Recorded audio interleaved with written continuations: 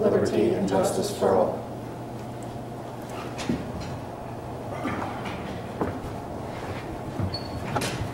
Peggy, could I have roll call, please? Mr. Alt? Ken sent Dr. Molnar a letter explaining why he wouldn't be here. Jack, do you want to address it? Or? I could read the entire letter, or that can be between Mr. Alt and the public, who you would. Whatever you want to do. He sent the letter. Mr. Beistel? Yes. Here. Mr. Benz? Here. Dr. Fike? Here? Mrs. Love? Here. Mr. Polakowski? Here. Mrs. Rhodes? Here. Mr. Miller? Mrs. Kaufman? Here. 6 present, 2 absent. I'm sorry, 7 present, 2 absent. Any citizens' comments? We have no comment cards this evening. Okay. Thank you, everybody, for coming for tonight's budget meeting. At this time, I would like to thank Mr. Porter for attending the meeting to answer some questions that a few of the board members have in regard to the past budgets. But before we begin with our questions, I would like to have a guideline in place. This time that Mr. Porter will be used for discussing questions and answers only, and it will be to simply state the facts. So just be a question and answer only. If I feel at any time that this guideline has been broken by either side, either one of us, then the gavel will be struck, and I will ask you to please stop the discussion, please to respect this decision and not to be offended. At this time, we will discuss the fund balance and the early retirement incentives, and I'd like to welcome Mr. Porter to the podium.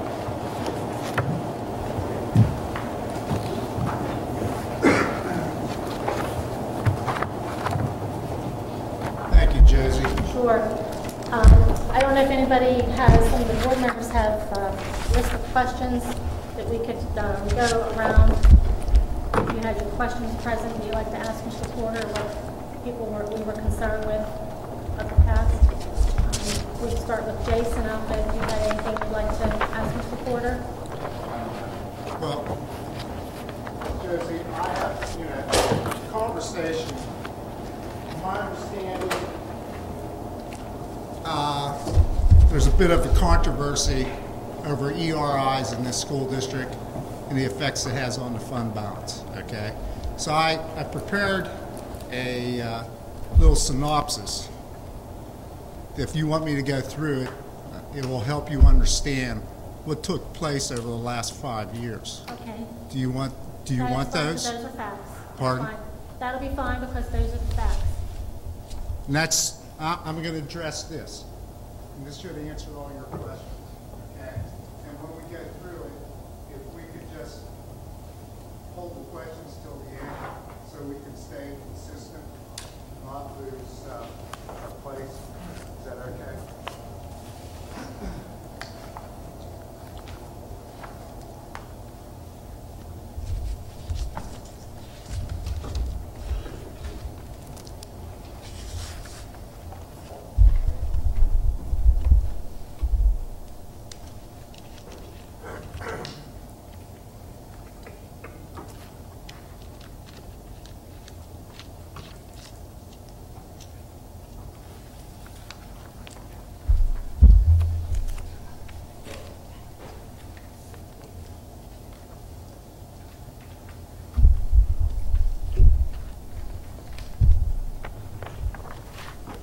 Everyone have one? Can you hear me okay?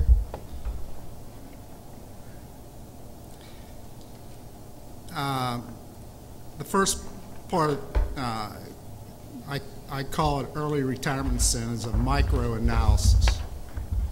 And this is based on the demographics that Dr. Hatfield, Dr. Molnar, and I back in 06-07 worked with to come up with an ERI package.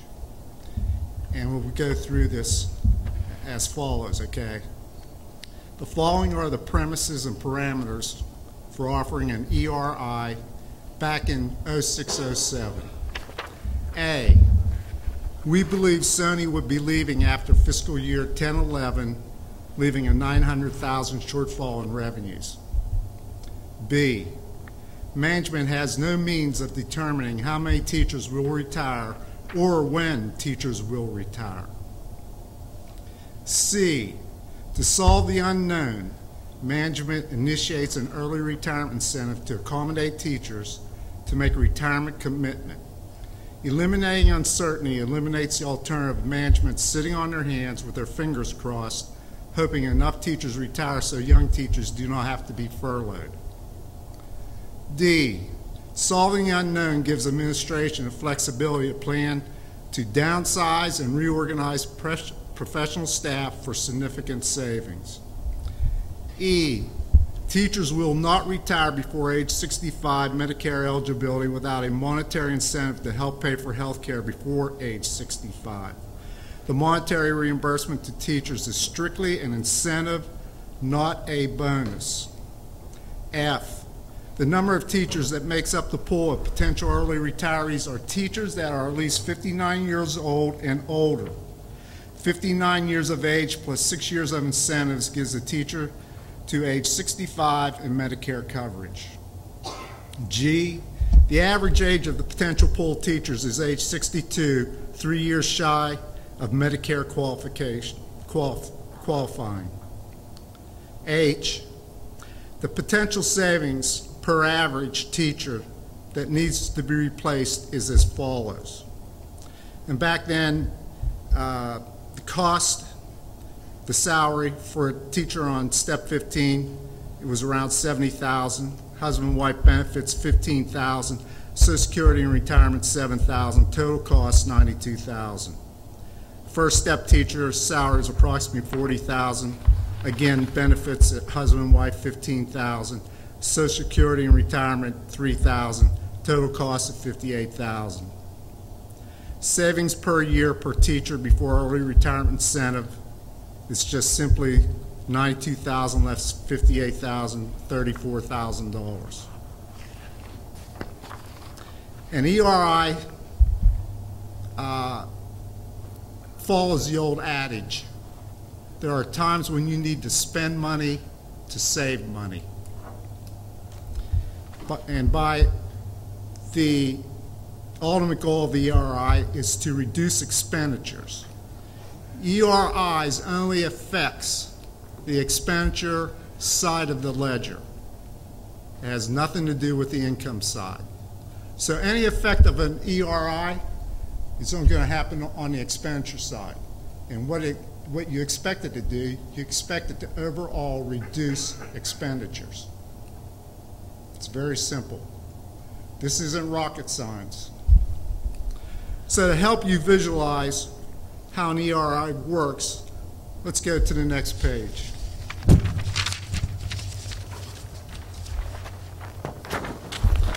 On the upper half of the page, it's replaced. Okay, the first little spreadsheet represents a teacher that's definitely going to be replaced. And I got it out to 6 years because our annuities, okay, our ERIs, our annuities are paid out over a 6-year time span. So if you look at year 1, in the pool, if the demographics indicate, okay, for instance, that the average age of that pool of teachers is 64, all right? That means they have 1 more year to go to 65. If that teacher has to be replaced,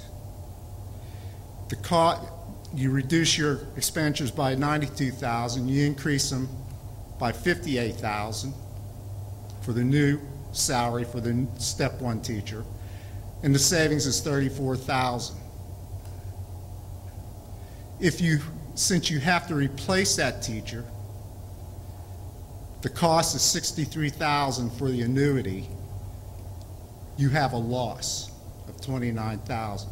So in other words, if the demographics back then for the pool of teachers we were looking at indicated that the average age was 64, we would not do an ERI. It would be a loser. Does everyone understand? If the average age of that pool of teachers was 63. That means they need to get 2 more years to get to 65 to make it to Medicare eligibility. So, as you see, in 2 years, by replacing that teacher with a top step teacher with a first step teacher, your accumulated savings, total savings before the ERI, is $68,000.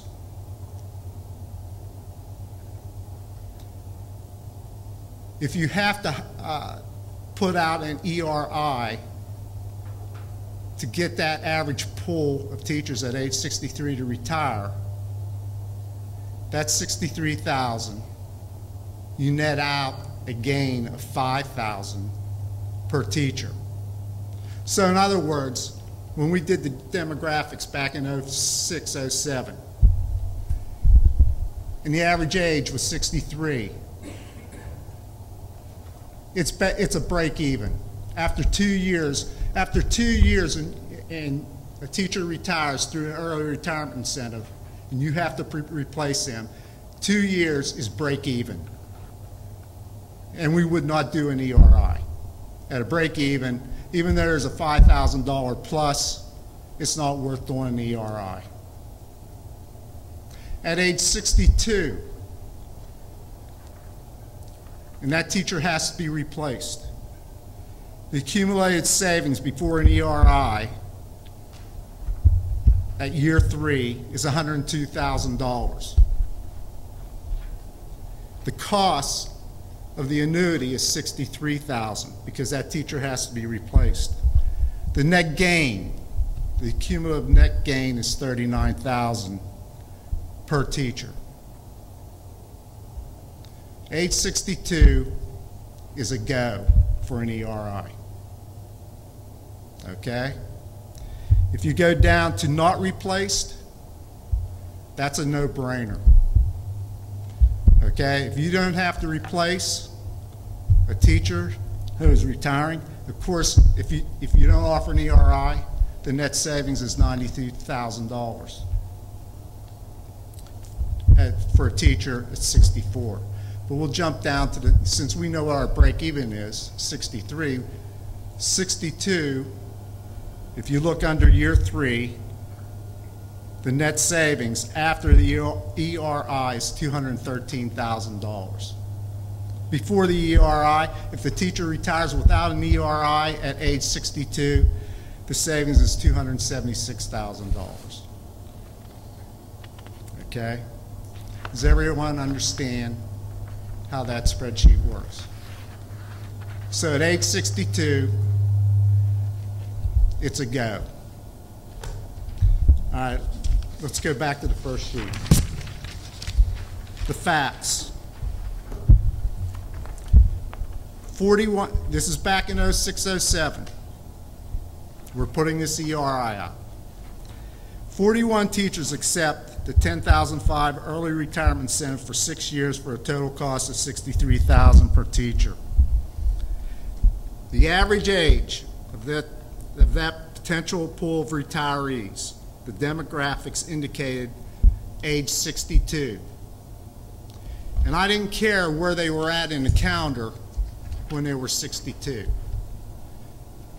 If in 06, 07, if they were 62 and a half or 62 and 3/4, it didn't matter, okay? Because to get to 65, they had to put in 3 years. And teachers are professionals. So even though they hit that 3rd year, okay, halfway through the year they turn 65, they don't walk into the superintendent and say, I'm 65, I'm done, I retire. They're professionals, they finish out the year. So fractions of a year doesn't matter in this scenario. 3, savings is based on 3 years, not the full 6 years of early retirement incentives. That's important. The savings is based only on 3 years, not the full 6 years. The average teacher needs only 3 years to get to age 65 Medicare age. Each year the teacher works beyond age 65, the more savings. Okay. We don't know. You can never answer the question when teachers are going to retire. That question cannot be answered. Some teachers will say, hey, Bill, I'm 62. I'm going another 5 years. I'm healthy. I feel great. I love my kids. I love my job. And I'm going to go another 5 years to maximum Social Security age, 66 or 67. Okay? There is a myriad of ways for teachers to retire, reasons for teachers to retire. And as an administrative team, we have no way of answering those questions. So that's the guts to an ERI. It kind of forces teachers to make a decision. And that's what management needs to know.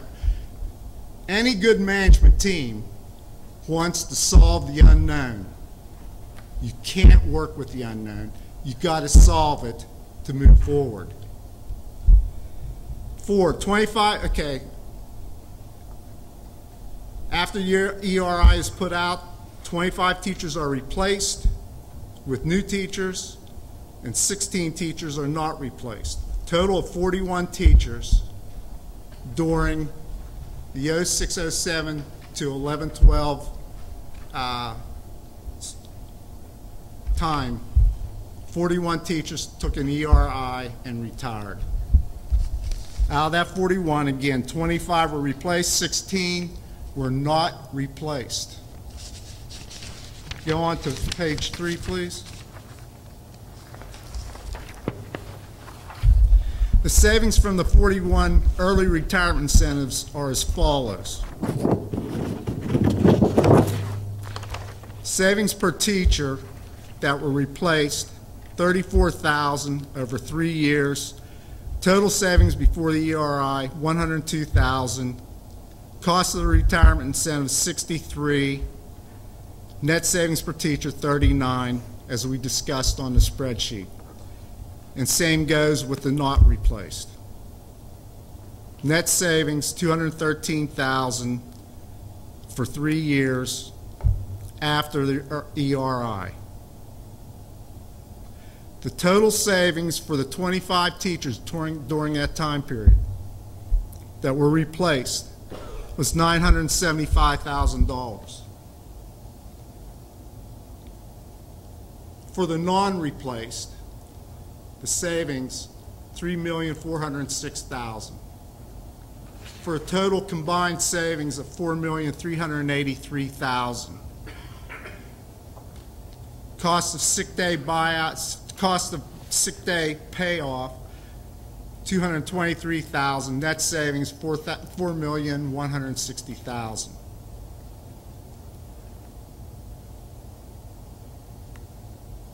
Now, if it was a perfect world and teachers retired as I projected they would retire at 65, if they were 62 and they said, I'm not going anymore, I'm going to retire. If it was a perfect world and it all worked out that way, the savings to the school district would be the $4,383,000 plus the $2.6 million that was paid out in early retirement incentives, for a total savings of $6,900,000. But herein lies the problem. We don't live in a perfect world. On the macro side of this analysis, we know that in 11-12, because it's history now and it's fact and it's actual, that in 11-12, the school district's fund balance was $5,900,000. As of June 30th, 2012, the balance of the ERIs was $900,000. So we had up till 2015, as of 2012, 3 more years to pay off those ERIs, which was $900,000. The net fund balance would be $5 million. So what that means right there is all those ERIs for those 41 people are over. The dollars are all spent, they're all paid. Does everyone understand that? So the net fund balance would have been $5 million. So as of June 30th, 2012, if we paid off all the ERIs on those 41 personnel of $900,000, our fund balance would then drop from 5.9 to $5 million. Over that time stretch, while those ERIs were out from 06-07, were really 07-08 up to 11-12, over that 5-year time period, the school district spent $90,000 for 3 new maintenance vehicles, $70,000 for 2 new transportation vans, $500,000 to raise the old junior high, $700,000 moved the asbestos flooring throughout the whole Alberton facility and paint inside interior of the whole Alberton facility, $1.8 million payment for a new stadium parking lot and new maintenance building. And I'd even enter the $150,000 you spent on putting the pipe under the ground up at the athletic field. But in round numbers, we spent during that time period $3.1 million of the fund balance on capital improvements. So if the board hadn't spent $3.1 for capital improvements, the fund balance, that would have stayed in the fund balance, and the fund balance now, instead of $5 million, is $8,160,000, or $8.1 million.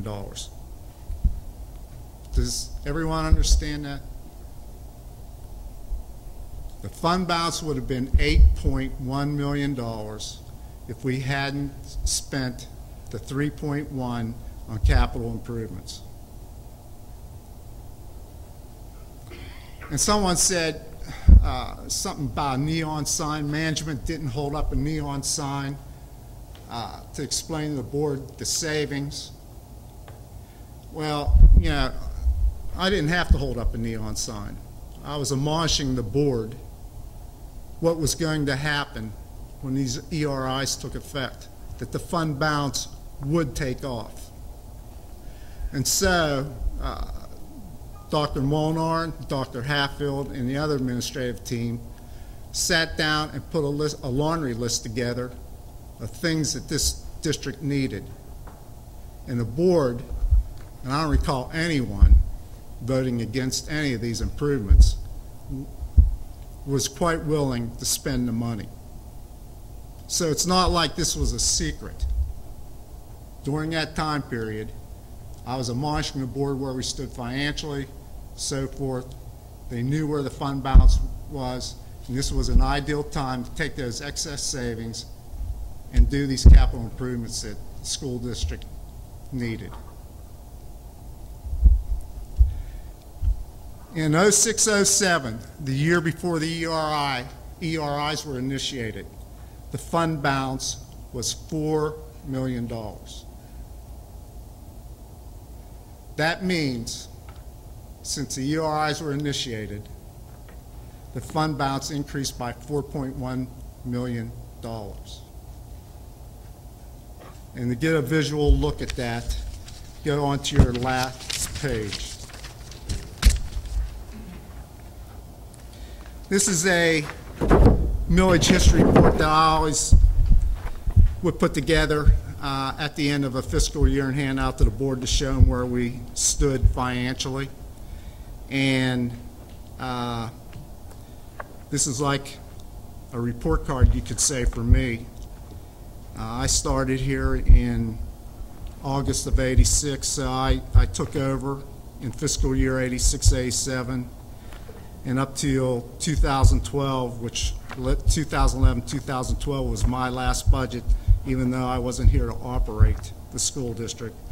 There's about 26 years of my history in front of you on the financial condition of this school district. And if you look at where I highlighted in yellow,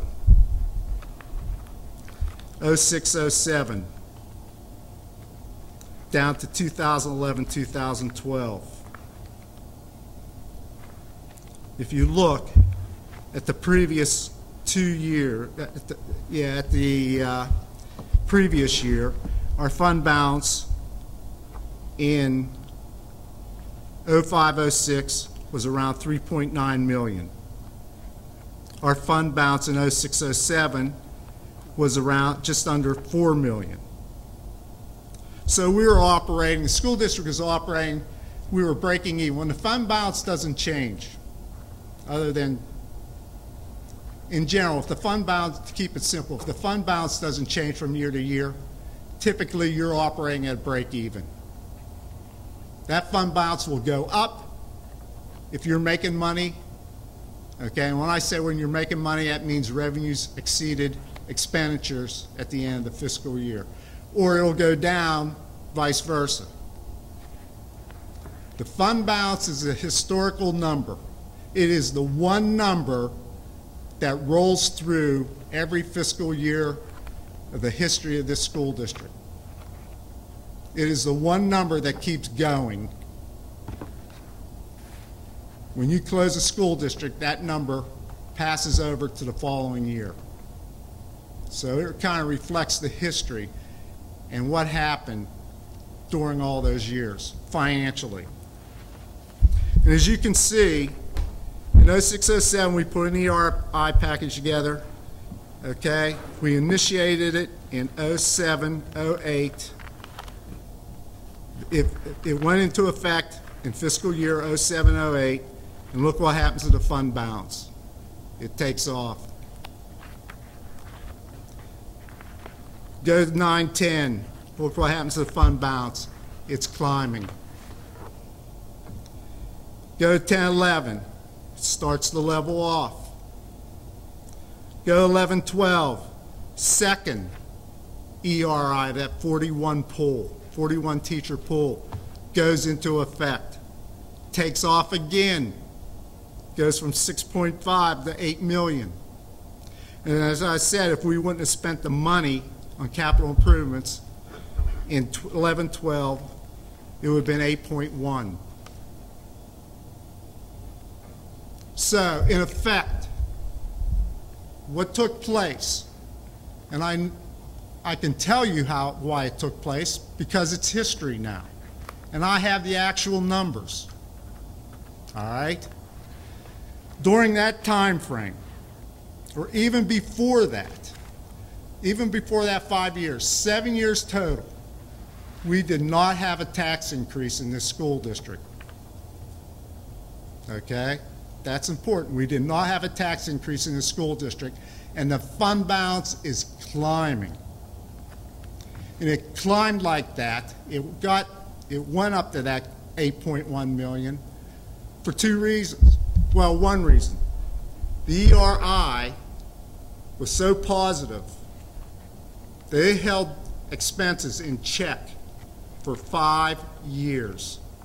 In other words, over that 5-year time period, let me start with, in the 06-07 fiscal year, our reoccurring operating expenses were $24,600,000. That's a fact. That comes right off the AFR.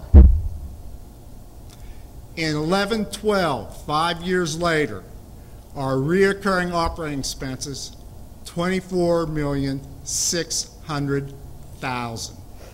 In 5 years, those ERIs contain our increase in cost. So, in a normal year, our cost in this school district would average out somewhere at a 3.25% increase. At a 3.25% increase on a $24 million or $25 million budget back in 06-07, moving 5 years, that's an average of $800,000 increase in cost per year. Okay? At 3.25%, costs should go up around $800,000 a year.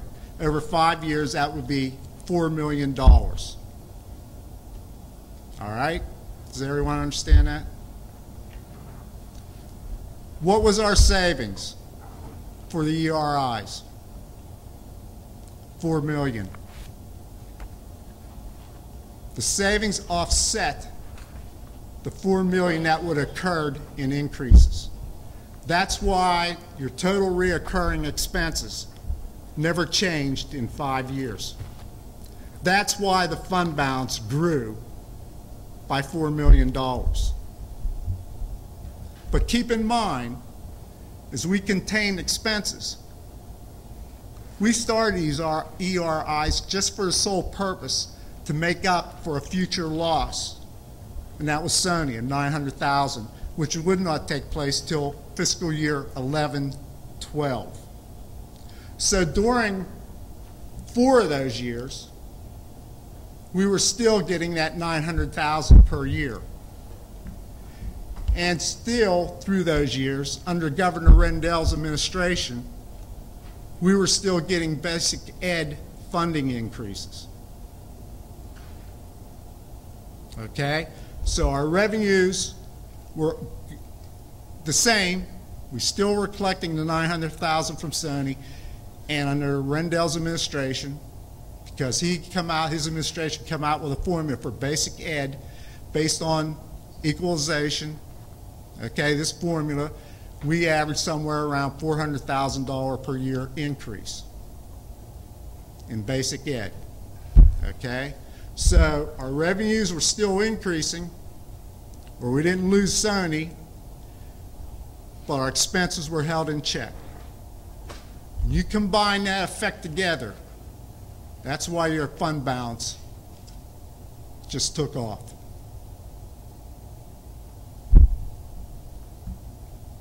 Is that understandable? It is. Again, this is not rocket science.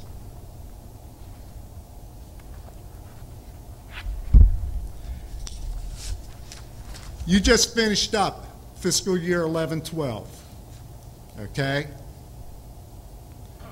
And I know you had some problems over the last year, so you're probably not familiar how that year ended or what happened in that year, 11-12. Does anyone know how we fared in 11-12 financially? I believe we were, without quoting, I think we were about $250,000 ahead in expenditures from where we thought we would. So you're saying you ended up in the blackjack? No, we ended up Blackjack. red. Anyway. No, what you're saying you ended up in the red? We ended up in the red. So you expenses exceeded revenues. Right. Okay. Well, you really were 100,000 in the red. Okay.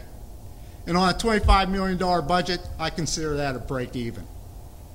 100,000, one way or the other, is a break even year. Okay. But here's what's critical about 11-12 that evidently none of you know. 11-12, we lost $1.9 million in revenues. Think about that. This school district should be bellied up today.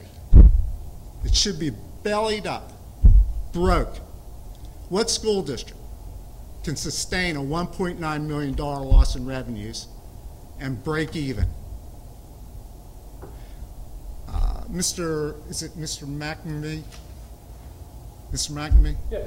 Is that a fair statement? Yes. When a school district loses in 1 year $1.9 million in revenue and breaks even, that's pretty outstanding. Yeah, one-time revenues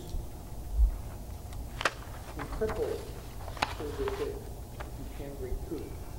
The loss of And the loss was in, of course, the $900,000 in Sony, because we knew 10-11 was Sony's last year, 11-12 was the first year you operated without that $900,000. And then when Corbett took over governor, he cut $1 million out of our basic ed. So you operate in 11-12, $1.9 million less revenues than you did in 10-11. And you broke even. And you broke even because we made the decision to put an ERI out there, 2 ERIs, to control our cost and to downsize. Those ERIs they were a no-brainer. When administration come to me, when we initiated those ERIs back in 06-07, I distinctly told Dr. Molnar and Dr. Hatfield, we can't just flip teachers. We have to eliminate positions. 900,000 is one big hole. And we can't make it up on tax increases because we're subject to the state index. We can't, over a 3-4 year period, we can never make up that $900,000 hole. So when you combine all those things together, this is why we did the ERI, okay? And you can see the impact that ERI had on the district.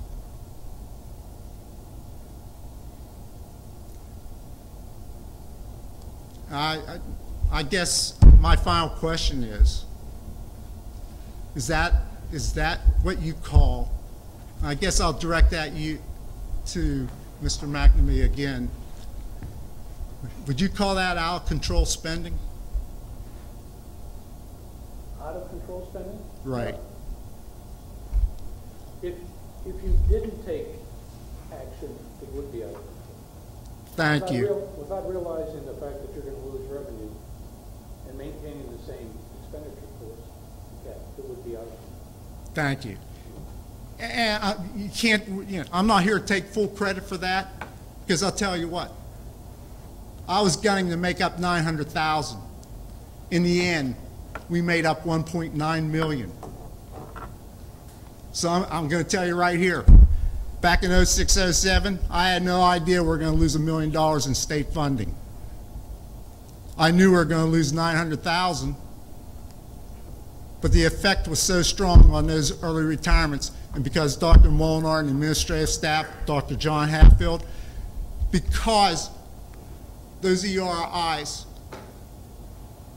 have people commit to retirement, these guys can sit down, take their time, and plan a new reorganization scheme. And that reorganization scheme eliminated 16 positions. And that's where your savings just jumped. And the proof is in the pudding. Fact, look at your fund balance. Look what happened. You didn't do it through tax increases because we didn't have a tax increase in 7 years. Now, on that same sheet, there's been much controversy about the 9.4 mil tax hike I authored. I take full responsibility in 2004, 2005.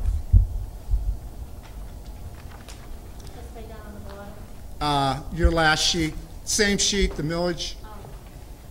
I have it marked in orange.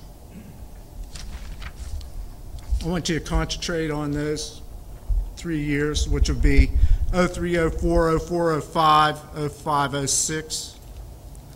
And again, I'll just walk through those 3 years. And Mr. McNamee, I hate to put you on the spot, but you're the professional, and I know you know what you're doing, so I'm going to kind of pose this question to you, okay? In 03, 04, if you look from 01, 02, 02, 03, you will see I was raising millage, okay? 3.2, 3.9 mils. What I was doing was preparing the district for new debt service, okay? And the new debt service was going to be a net of 800,000, okay? Our payment would be 1.1 million a year, reimbursement at 30% from the state, 300,000 net I needed to increased revenues to cover the $800,000 new reoccurring costs that was to happen in 04-05. Okay? So by 03-04, I had the money in place. And the fund balance was just under $3.8 million. In 04-05, I'm ready to go. I got the money now. We got the money to start paying down on the new bond issue and to move the project forward. But 04-05 was a bad year. What happened in conjunction with trying to get the debt service going, we were hit with a 57% increase in health care benefits. And in that year, the health consortium that we belonged to was going broke. And so 57% increase for Southmore. And at that time, I was paying $1.3 million in total premiums. 57% put us slightly over $2 million. An increase in 1 year of $700,000 just for health care. Not counting increases for salaries, not counting increases for anything else. Plus, at that time, cyber school was coming into vogue, and those costs were jumping off the chart. So, Mr. McNamee, I had a choice in 04-05 to go to the board, tell them the situation, and just say, screw the building project, use the money to pay the reoccurring bills. Okay? Question. Are healthcare premiums reoccurring costs? Yes. So in other words, if I pay them in 04-05, I'm going to continue paying them year after year after year. Correct. Okay.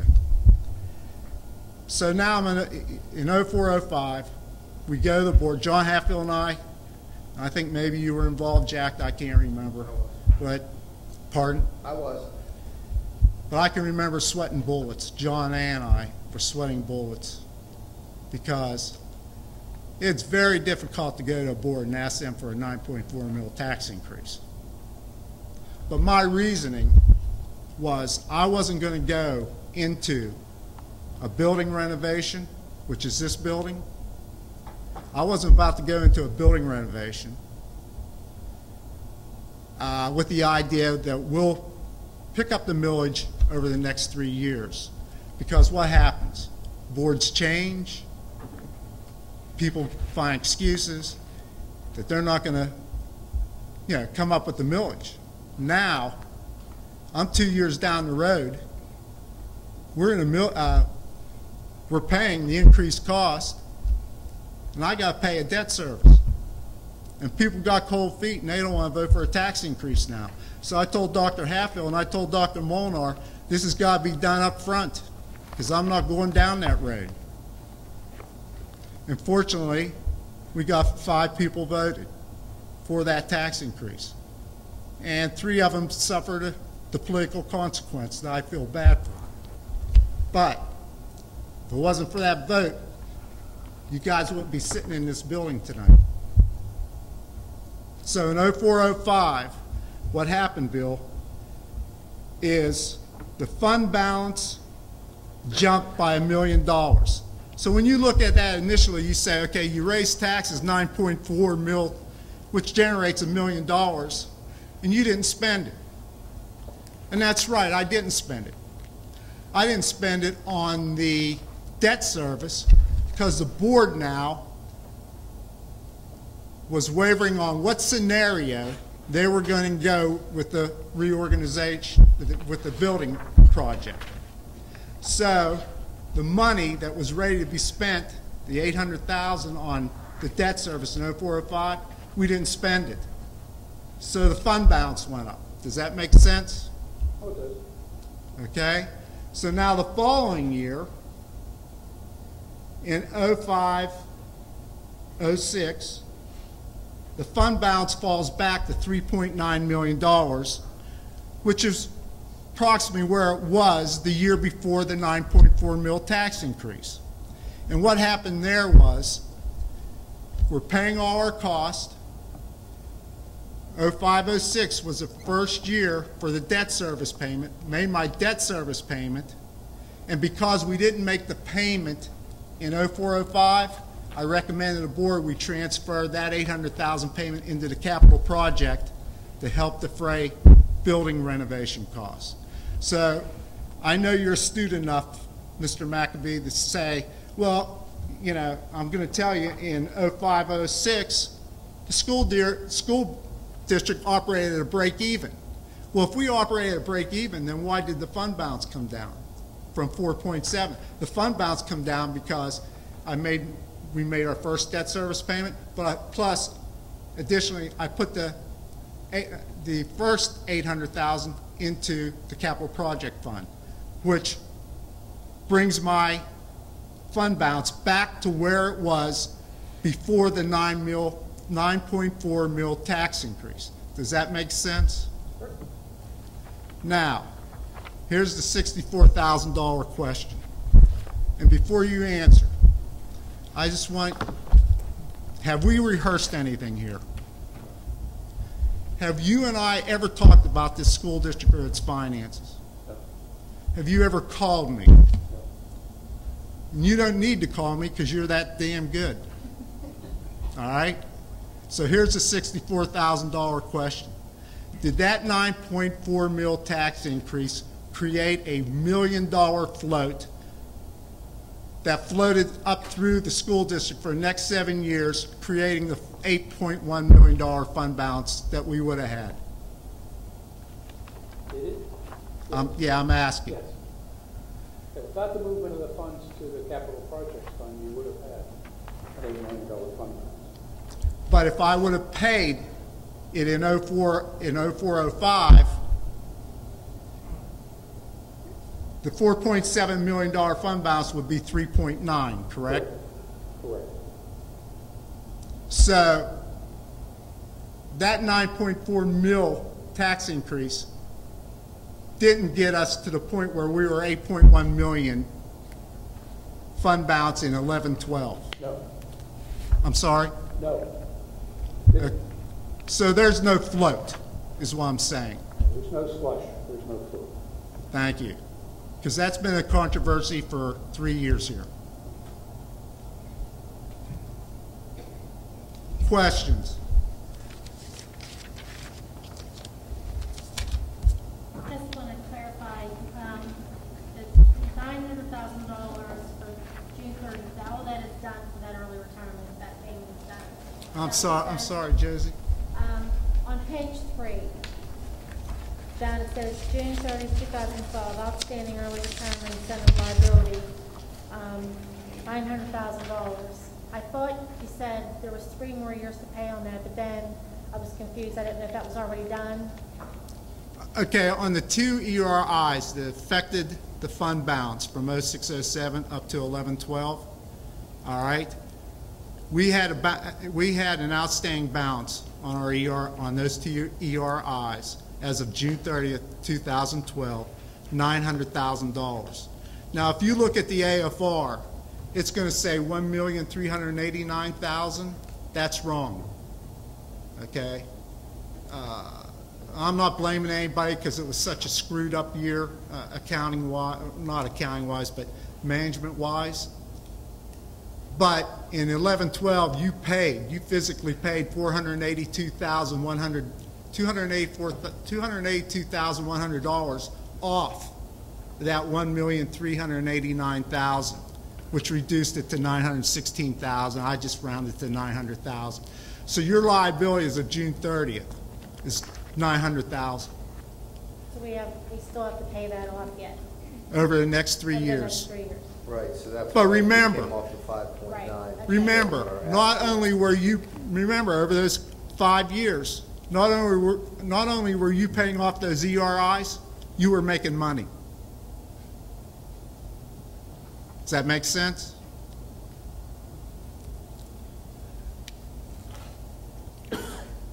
Anyone else have any questions for Mr. Porter before we continue with the current year? Mr. Miller?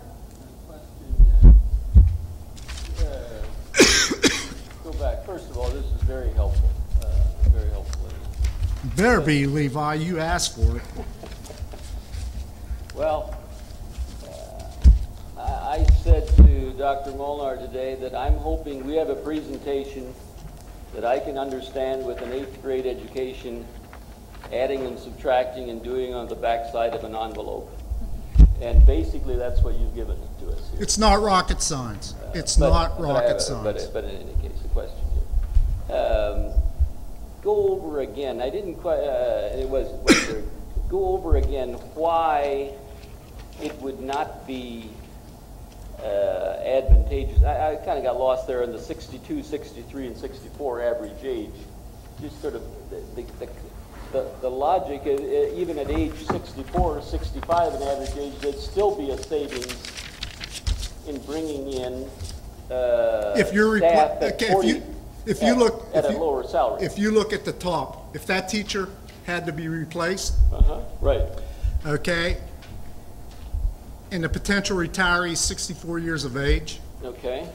and they're going to retire no matter what at Which 65. column are you in now? At the top.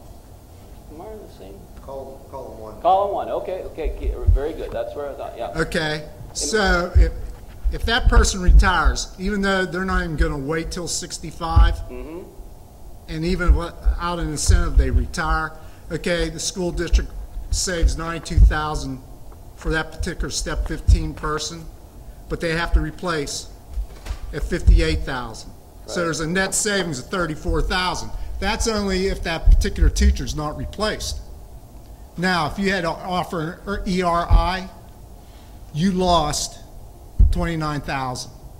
So in other words, back then the demographics indicated that average age, that pool of potential retirees is 64, you're not going to offer an ERI.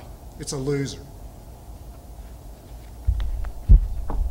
If you're replacing every one of those teachers. If you're replacing, okay. Now down below, it's a no-brainer. And when administration, when we worked on these ERIs, Levi, and Dr. Molnar and Dr. Hatfield, we met, and they told me that, you know, and the reason, Jack, and you correct me if I'm wrong, but the reason we were able to eliminate 16 positions and downsize is because of the building renovation. Is that correct? That was a significant help, yes. Moving from the old junior high concept to the middle school concept. Is that correct? And also consolidating Ruffsdale, Alberton, and SES into a primary center and a 2-5 building. So it eliminated, we had small class sizes in Ruffsdale at that time, you'll recall. So we were able to absorb some of those students into other classrooms and therefore eliminate staff members. Okay. So when they told me that we had the potential of downsizing and eliminating 16 positions, it was a no-brainer. It was a no-brainer. There was no calculating to do. It was a no-brainer. I'm going to go over one more thing with you, okay, and I'm going to get out of here. There seems to be a basketball playoff. Peggy, do you have copies of this?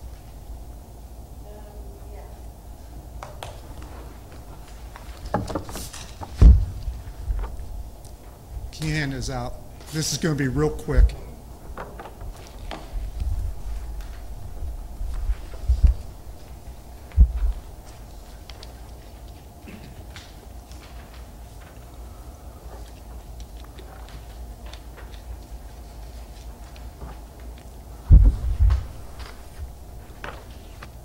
If you want a question, okay, I told you as the end of 11/12, our actual reoccurring expenses were $24,600,000.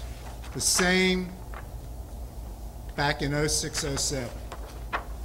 And as I told you, 11/12 was my last budget. Okay? When you look at that budget, you see total expenses of $26,283,000. And all of you are novices at this, and you wouldn't know this. But that's why you have a business manager to explain it to you.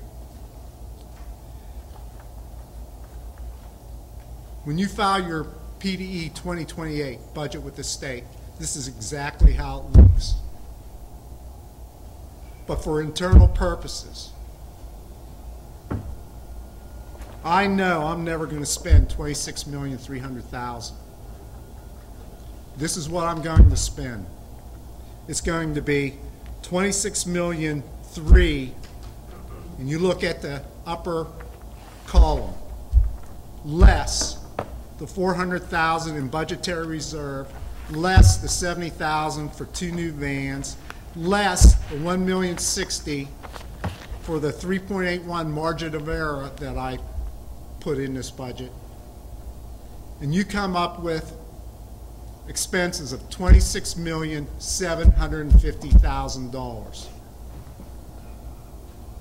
This budget dictated that our total reoccurring cost would be $26,750,000. They come out to $24,600,000. This come out to $24,750,000. That's 0.6% margin of error. Does everyone understand that? I knew what those reoccurring expenses were going to be. Does that make sense, Mr. McNamee? Yes.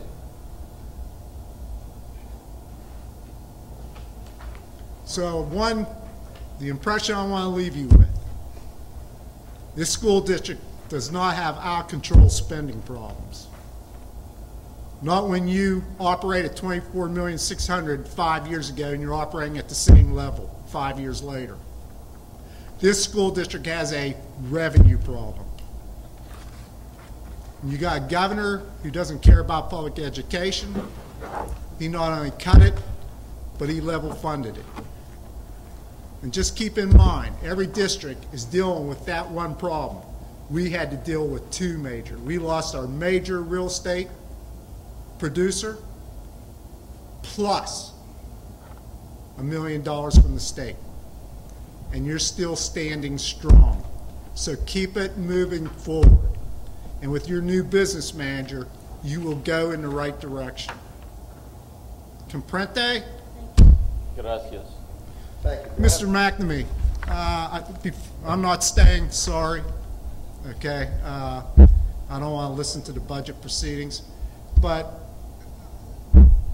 okay, you know, Jack, for your budget, did you take in? If you should have budgeted somewhere around $262,000 for ERIs, which would be account. Your first expenditure in the budget, $1,115. Do you know to fund those with fund balance? Yes. Yes. Okay, so you took those out? Yes. Yes. Great. See, he knows what he's doing. Unfortunately, he's only with us about another week. So I'm sorry I didn't get the, we're sorry to hear that. yes. Mr. Betts has just one thing for you, question. I would just like to ask if you have a few more minutes, and this was not rehearsed, but Dr. Fike, I don't know if it was last week or before, was so nice to say about me voting for the 9.4 increase, and back in 2009-10, you had 2 charts down in the boardroom, and I went down and made copies of those and put them in my computer.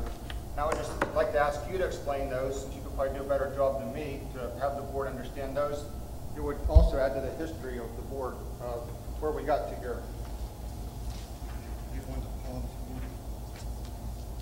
And the bottom chart shows the average increase. Anyone for Ken?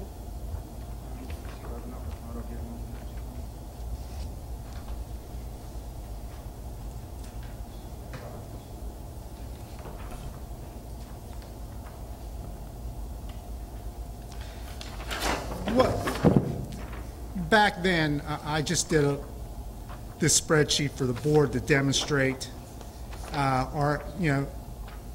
what our cost increases look like, and in bad situation, they would go up well over $1 million. They hovered anywhere from 700 to $1 million, maybe a little over $1 million. And all this shows is how that affects the fund balance with the 9.4 mil tax increase and without the 9.4 mil tax increase. Okay, and I think you'll understand it and learn it more if you study it instead of me walking you through it. So take a look at it. And in regards, Mike, to your vote, I appreciate you. I have faith in your financial leadership of this district and appreciate all the work you did. I appreciate that vote. I know Dr. Hatfield appreciates that vote. I won't speak for Dr. Molnar, but the 5 people. It wasn't an easy vote, but it was something that needed to be done at that time. But people have talked in the past year of our budget, the way it's going. People have commented that we should be bankrupt in 3 to 4 years. But if you look at this chart, if we wouldn't have had that 9.4 mil tax increase, we would have been bankrupt in 2007, 2008. That's exactly right. So, you know, it was a hard vote, but at least got us to where we're at now today. And down at the bottom where it says about the average annual increase for each year of this evaluation that you did, $1,100,000 for things like health care, tuition cost, retirement, special ed cost, transportation.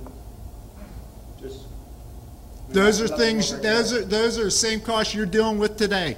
Yeah. They don't go away.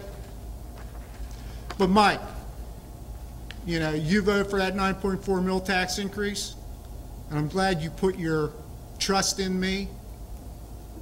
But you know what you tell the taxpayer now? Hey, you're in the school district with the 3rd lowest millage rate in this county. And the one district that's below us is the money district of this county, Norwin. You are sitting in the school district with the 3rd lowest millage rate in this county, and you're financially strong. You took a hit of $1.9 million, and you're still standing. That's what you be proud of, Mike. That's why I'm proud of it. And when people criticize me and I have no way to come back, I appreciate the opportunity. Facts are facts, and they kill. Thank you, Mr. Porter. Thank you, Mr. Porter. Thank you very much.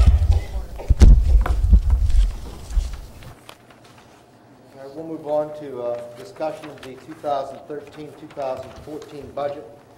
We provided you with some information in your packets, and Mr. McNamee has some additional information for you, so I will turn the microphone over to Mr. McNamee, who has been working with Dr. Scott and I on a very diligent basis. Try to get us a budget that we can all live with here, folks.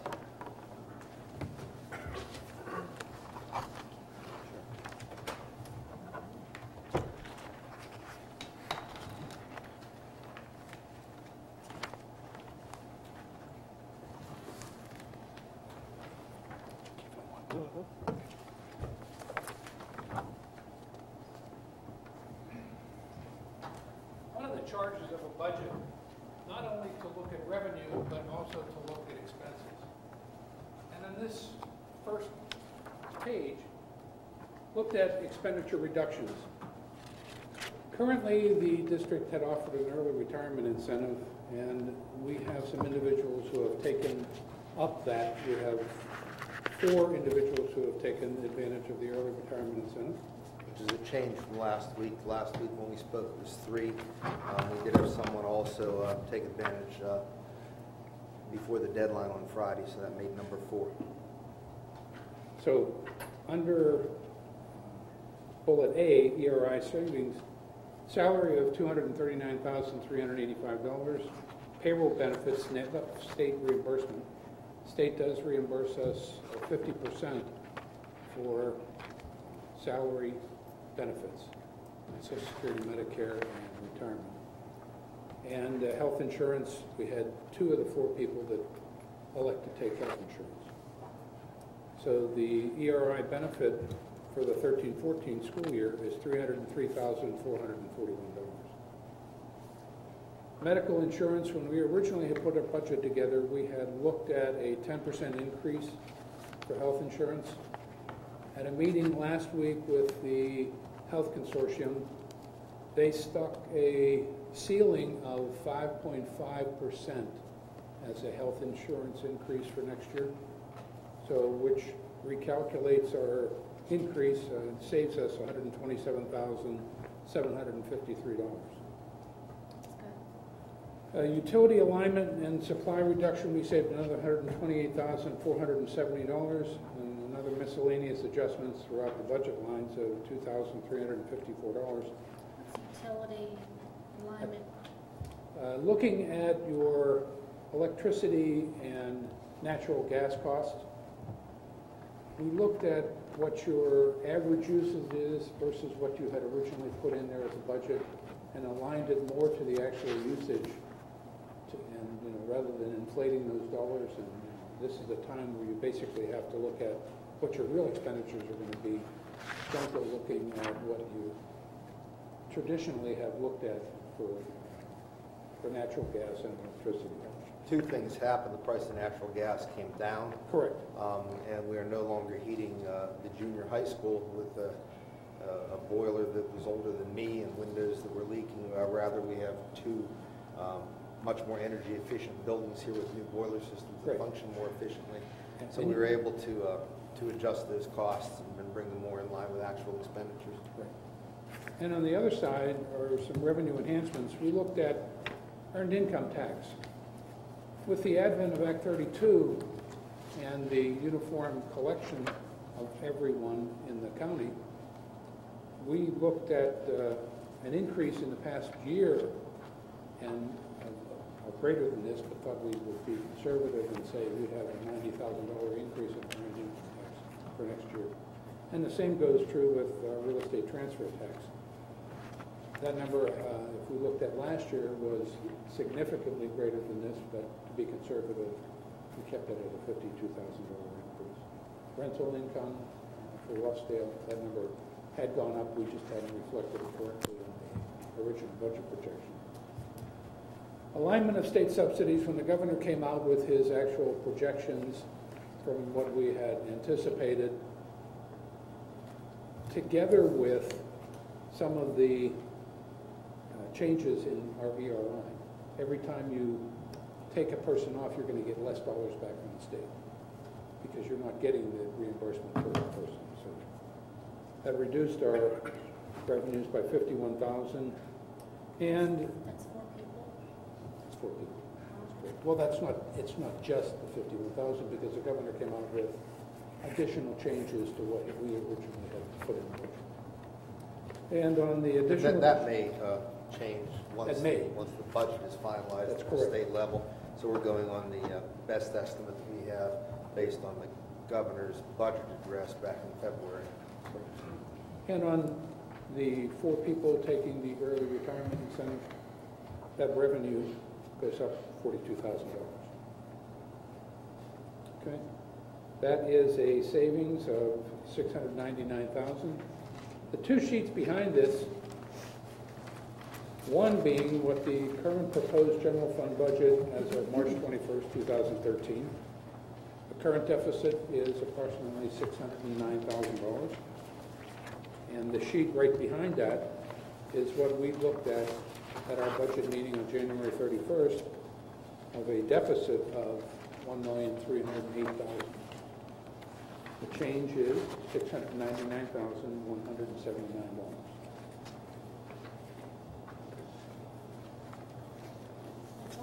And we still have some things that we'll be looking at on the expense side, and we may be able to come back to you at a later meeting with even more expenses. We're not sure of that yet, but that's obviously our hope as we continue through this process. Yeah, your history has been you have approved a preliminary budget in May and voted for the final budget in June. are a lot of things that can happen in the 2 months between now and May. And hopefully some of them will be positive. We see that the legislature is actually moving on the liquor store bill, so we'll see what that does, whether the governor actually puts the money into the budget that he says for education, so maybe that will help us. Okay. Questions or comments on the budget proposal that you have in front of you? I have quite a few. Which would you pass this around, please?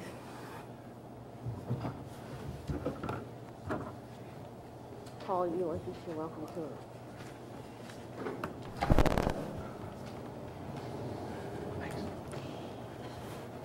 The village idiot that I am, the only thing I have to go by are the official budgets and the official documents that are produced by the school district and given to me as a board member. So I did some research.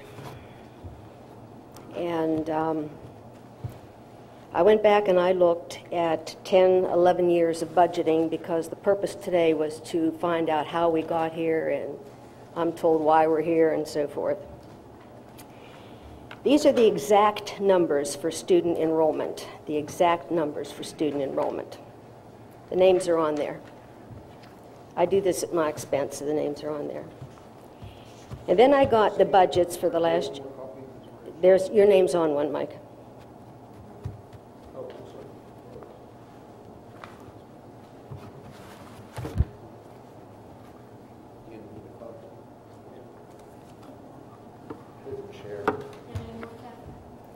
Yeah, Josie, I have another one.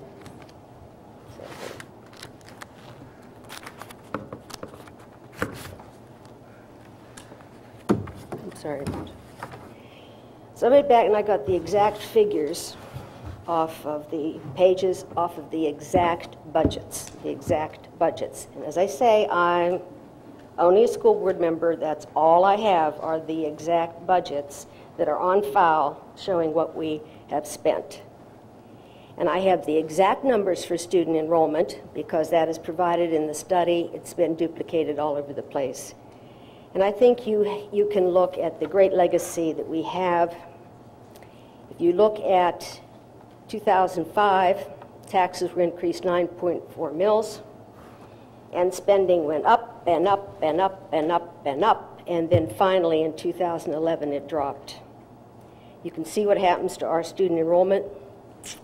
Look at the gap. Then I did another thing. I discovered, quite by accident, that in the year 2002, we had a debt service of $274,158. That was our payment. At that point, you divide by the number of students, it was costing us $116 per student.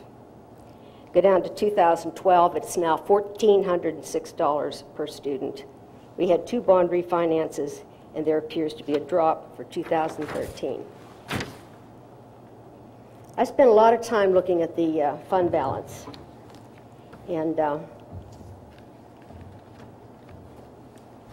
it is very, very difficult for me to understand this fund balance issue.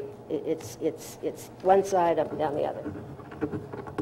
But what you did give us, Jack, is this piece of paper called the Pennsylvania Department of Education School District Financial Survey. And this is what you would have turned into the state, saying these are our financial situations here.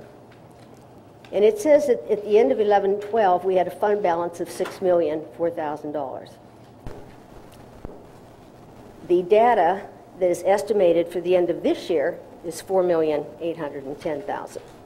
Your figures, not mine. I'm just going by that. I have looked at the fund balance every way I know how.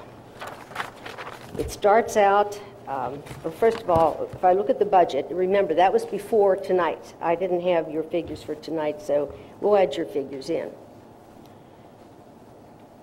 The original proposal we got showed a $2,290,000, $110,000 deficit.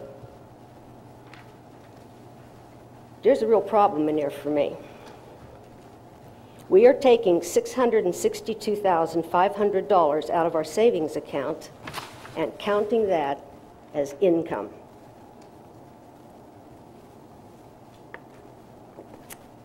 It may have been income when it was put in there. I don't know how you can justify calling that income at this point in time. I put down all the cuts that you had given us prior to tonight. They were $225,000, and you subtract that. And then I was, again, counting 3 retirements. Now there's 4. So it was going to be $297,000, assuming 0 of them were going to be replaced.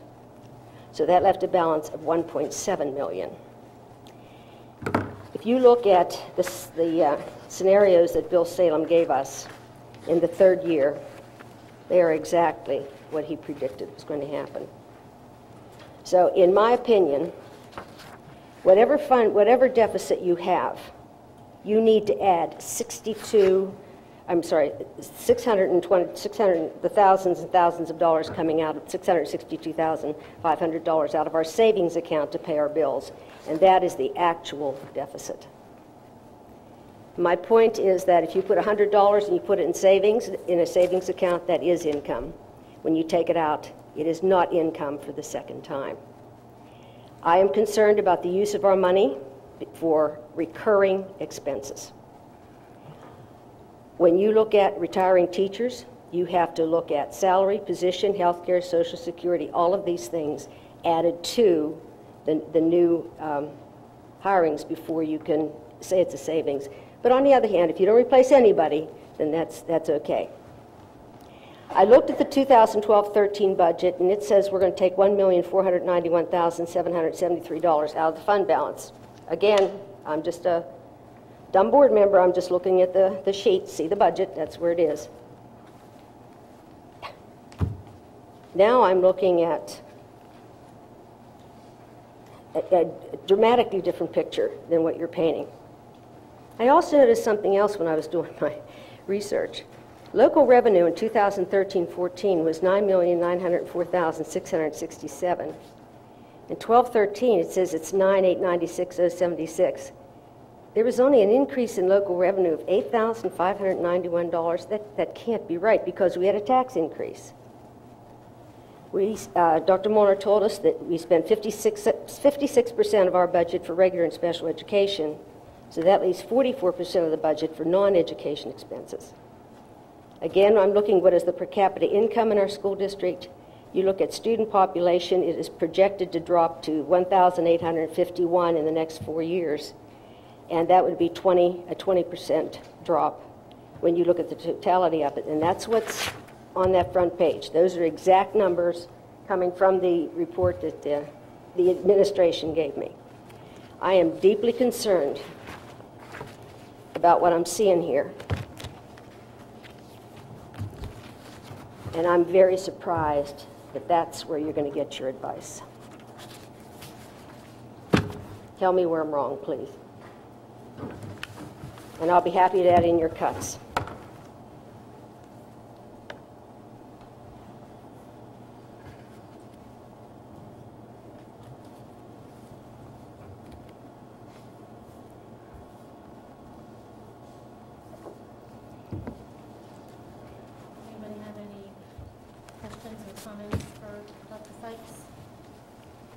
I have a question for you, Josie. How do we balance this? What do we do? How do we stop this? And Jack, I give you credit. It's come down for the first time under your watch. Your watch is 11/12. You've brought it down. You're the first person. I work with a lot of people that have worked collaboratively with me. Okay, to but bring it you... down. Although the credit probably is Look, on Jack, mine, I was going to say, if I blame you for everything, I ought to be able to give you credit for the good stuff, and that is under your watch.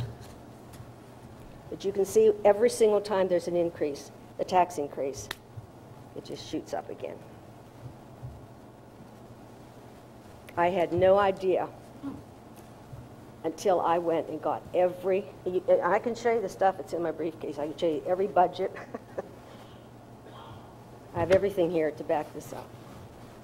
These are actual numbers. Well, these are actual numbers too, because they've all been audited by the state. I mean, they're not this. You're saying this is not right, and yours is? Oh no, Josie. I'm saying, look at this. Look at this picture. Look at this picture. See this picture?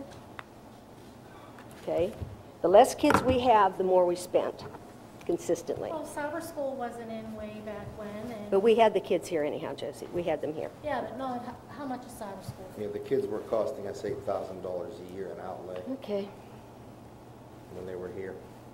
Well, then you explain it.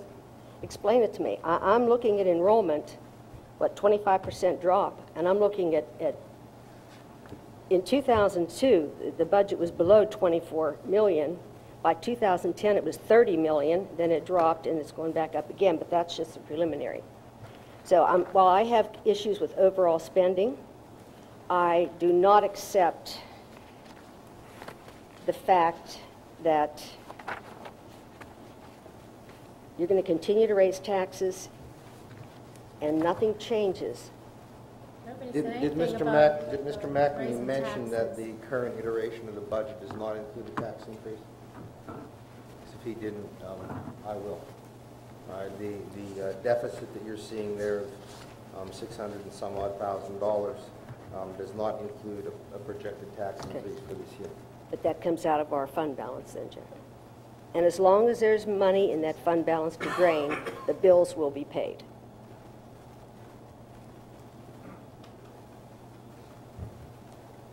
I didn't realize until I came here today that we've had like a 14.5 mil increase just in the first 5 years of this decade. 1, 2, 3, 4, and 5. It's like 14.5 mils in those first years. I didn't know that. He just gave me that information tonight. So starting back in 2002, there were tax increases that I didn't know about. That's why they're not on Yeah, there. and again, those tax increases were to cover the cost of a building project and a significant spike in health care, as you heard earlier. It's I'm sure okay. if you check other school districts, they're in the same exact boat. They're the same raising taxes too. We're not, it's like, we're the only ones doing that to, Josie, just tell me how you justify this picture. That's all I'm asking. I didn't make this up. This is straight off the budgets. They're right here. I can show them to you. They're right here. The budget is work in progress. You are nowhere in with ready to vote on anything. And I give the gentleman, Mr. McNamee, the administration, all the credit in the world for bringing it down to where it's at now. They deserve our thanks, and I'm sure that they will continue to look and work. And by all means, this is not a final budget. We are not even close to that yet. So It is thank you, not. gentlemen. It is not what he said, Gail. Add $662,500 to the deficit. I believe our professional men, You always have. Look at the and picture. I will. Look at the Because picture. they are the professionals. Look and at the that's picture. what we are paying them to do. Look at the We are picture. paying them to do a job, and I will believe their facts and This figures. is what you paid them to do. This is what you paid them to do. I will believe what they have to say. They are the professionals. Gail, show me your research. let's not get into that, Catherine. No, come on. You don't want to believe me? Show me yours. These gentlemen have a master's degree and all that stuff, and he's got the same kind of initials. You have initials under your name, too. Let them tell us that they're the professionals. The They professionals went to have school for all this stuff. the professionals have told you that $662,500 out of our savings account is now income, Josie. Is that right? Do you have anything else, Mr. It is, Manager? it is not necessarily income. It's a transfer from your committed fund balance. You, as a school district, you committed those dollars within your fund balance to pay for your early retirement. That money is beside, Committed. It it's is beside committed. that. And that, You made the that motion. that was committed on your motion, Dr. Feig. It was, but that's not $662,500. It's not that much. We're not taking $662,000. I'm just going by the budget, Mr. McNamee. Poor dumb me over here, I'm just looking at the budget. $100,000 budgetary reserve as well. The budgetary reserve is a reserve for non-expected expenditures. In other words, if by some chance, and it is not coming out of your budgetary reserve, if in fact, if it did happen, that's the only place you're going to get it, but it is not coming from the committed fund balance. It's coming from the unassigned fund balance. It's coming from the fund balance. It's coming from the unassigned fund balance, not from the committed fund balance. The committed fund balance is what you committed to pay for your early retirement incentive. So you do that. That's what it's for, that's what you use it for. Explain to me what the $662,500 from our savings account is going to pay for. Originally, $262,500 was for your early retirement incentive. That is something that will come off of your committed fund balance. As a school district, you have 4 different types of fund balance. You have a restricted fund balance. I'm well aware of them.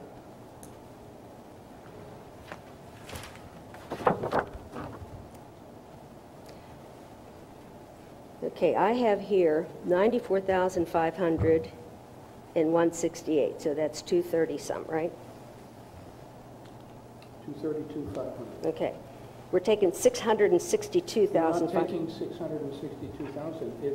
Why is that on the budget then? 400,000 is a reserve. It's a budgetary reserve for unassigned or unanticipated expenditures that may happen. That is not coming out of your committed fund balance. So in other words, the hope is that at the end of the year, the 400,000 goes back into the fund balance. You took nothing out last year out of your committed fund balance over and above your early retirement incentive payments. It's down $2 million and some dollars, and we paid 1.8 for the buildings, and according to this, there wasn't that much. I can only go by what documents I was given and what I was putting in here. I can only go by what's on the budget, and like I said, I'm sorry that makes me stupid. You have to but look also at your audit, not only your budget. Your budget is your planning document, so if you're looking at a budget to budget, you have to look at an audit to see what you actually did spend versus what you anticipated spending. You did not spend any of your budgetary reserve last year. we never get one. You have a copy of the 2011 audit because I personally gave it to you. So The don't say audit, never. the audit. That is correct, and you'll get a copy of the 2012 audit when it But is what I'm complete. saying is, at the end So of you this do get year, them, Dr. Fike. at the end of this year, okay, well, I get a separate piece of paper saying the budget was wrong, this is what it was by category. I've never seen that. That would be in the annual financial report. Okay, I only ever saw the one page, the fund balance page, and that was from like 3 years ago. Am I correct? That would be on the AF fund. Maybe I just say this, Ms. Spike, you and I and 4 of us, Dr. Molnar, was at the state auditors meeting. It was Tuesday at 10 o'clock. Yes. And that was thorough review by the state auditors. 2-3 people who spent several weeks here reviewing the books. Actually, they were here since August, several months, a long time. Okay. And they gave us a clean slate on our numbers. Now, to me, we have 2 sources here of numbers and projections. The one source here comes with review from state auditors who are charged to do it, and have spent a great deal of time on it. And then we have gotten those every year during the period of time. And they've been sterling. On the other hand, the other source comes here, and at its best, in her own words, is an innocent or is, I heard stupid here, but at its worst is petty and posturing. And if those are the choices, it does not take me long on which side I come down for credibility. And I hope that the public takes a good look at where does credibility come from? And does it come from a single source who appears to be driven by ideological agenda? Or does it come from a kind of a credibility that comes from review and from authenticity? So we're dealing with 2 sources here. And I would say consider that very much as board members when we review the budget. And I say that to the public, to whom we're responsible, because we are responsible to you, and we are trying to do the best we can in having a very high-quality educational program here and also to fund it in a responsible manner. I have one question for you, Levi. Will you please tell me where I'm wrong? I have all I have Please, said all tell I, me where I'm wrong. That's all I I have ask. said all I'm going to say. Please, Levi, tell me where I'm wrong. I think it's just a misunderstanding. If you're $662,000, the 62 is the incentives, and the 400 right there is the reserve, and there's your 662,000 that you're saying. I mean, you get facts, but then you Josie. twist them that they're not the Josie, right. Correct. plus the deficit. Plus the deficit. Add it up. What deficit? Oh, is it our balance? Is it about, okay, it's Okay. balanced now, okay. 7,000 that we're trying to close. All right. 700,000 plus 600 and some thousand, Josie, 1.3 million. There's the twisting of the numbers. Tell me where I'm wrong, that's all I ask.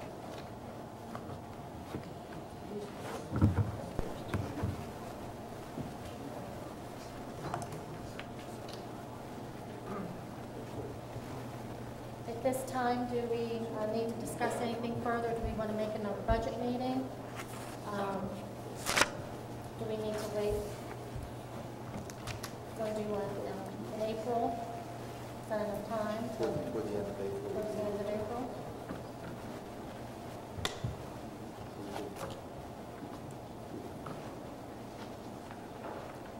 Does everybody want to look at their calendars, and then when we come back the first Thursday in April, we'll decide on a date? Do you want to just pick the last Thursday, or? That'd be the 25th, I believe. That's fine. You want to shoot for 25th? You'll be out of town? Which one are you looking at? Well, let's wait till the next meeting, and Why don't we give ourselves time to,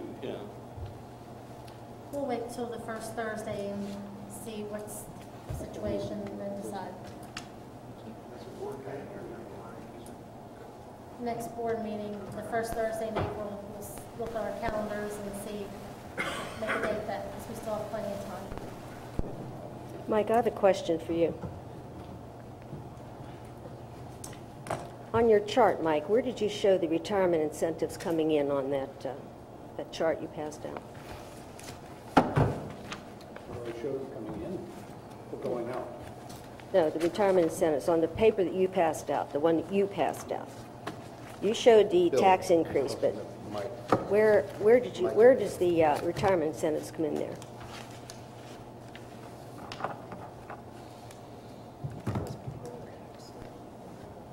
What was your question? I just, You show what happens with the tax increase of 9.4 mils. Where does it show the offset of the retirement incentives? I just copied it down verbatim as it was on the whiteboard behind us.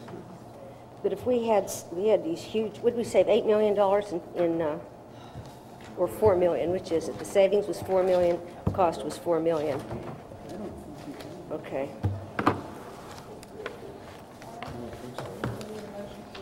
Do we have any more citizens, any citizens' comments?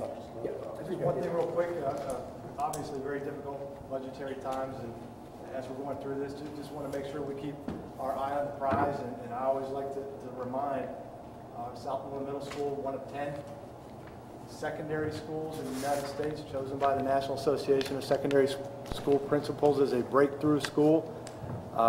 Southmoreland Elementary School, one of 13 schools in the Commonwealth invited by the Pennsylvania Department of Education to apply as a national blue ribbon school.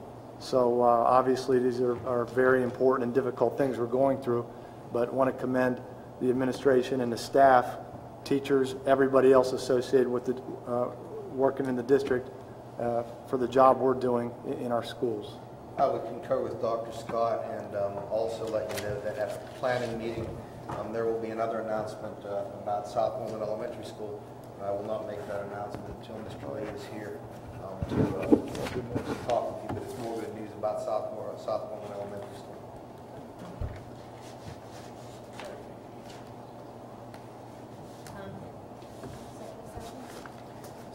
taught in the past that when we adjourn, we go to executive session for purposes of litigation with respect to one of the tax appeals that we have in process.